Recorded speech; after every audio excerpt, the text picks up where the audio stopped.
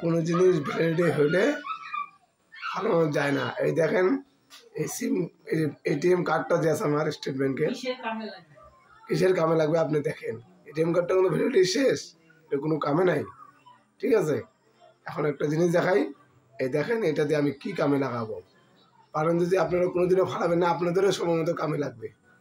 দেখে নেন।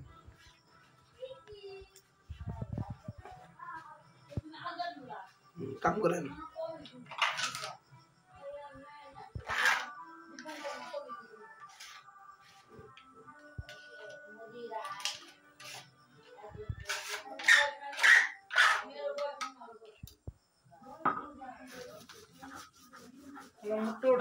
আমাদের বৌদি এসে বাড়তেছে মশলা।